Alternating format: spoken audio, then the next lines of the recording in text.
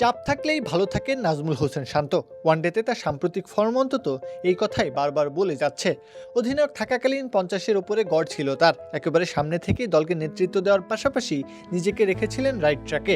অধিনায়কত্ব হারানোর পর যেন দৈন্যদশা কাটছে না তার ব্যাটে। বাংলাদেশের প্রতিভাবান ক্রিকেটারদের লিস্ট করলে উপরের দিকেই থাকবে শান্তর নামটা। টেকনিক, টেম্পারমেন্ট সবকিছুতেই যে ফুল মার্কস পাবেন তিনি। বিশেষ করে লঙ্গার ফরম্যাটে তার মতো ব্যাটার বাংলাদেশের জন্য বড় সম্পদ। ব্যাটার সত্তার পাশাপাশি নেতা হিসেবেও সক্ষমতার প্রমাণ রেখেছেন। শান্তর সবচেয়ে বড় গুণ ছিল চাপ সামলানো। তবে যখন এই চাপ সামলানোর দায়িত্ব থেকে তাকে অব্যাহতি দেওয়া হলো, বিপত্তির সূচনাপত্র লেখা হলো তখনই।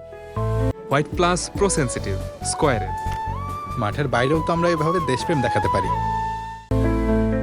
2023-24 সালে ওয়ানডেতে ক্যারিয়ারের সেরা সময় পার করেছেন। সে সময়টা দলের সেরা ব্যাটার ছিলেন তিনি।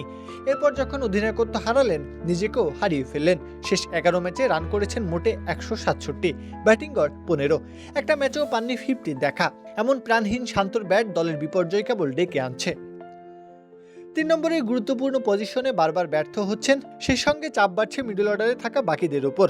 আবার সেখানেও যে খুব শক্তপোক্ত অবস্থা রয়েছে তাও না। ফলাফল মোটা দাগে ব্যর্থ হচ্ছে বাংলাদেশ। এখানেই সন্দেহের জায়গাটা উন্মুক্ত হয়। ফর্মে থাকা এমন একজন ব্যাটার হুট করে অধিনায়কত্ব হারালেন, এরপরই নিস্তেজ হয়ে গেলেন। অবশ্য তাকে সরানোর যে প্রক্রিয়া ছিল সেটা এক কথায় দৃষ্টিকটুই বৈকি। তবে কি এই শান্তর মানসিকতার ওপর প্রভাব ফেলেছে অধিনায়কত্ব হারানোটা? এটা হলেও যে অবাক হওয়ার কিছুই থাকবে না। যে প্রক্রিয়ায় সরানো হয়েছে সেটা কারোর জন্য সুখকর হওয়ার কথা না অন্তত। প্রত্যহ কাব্য, খেলা 71।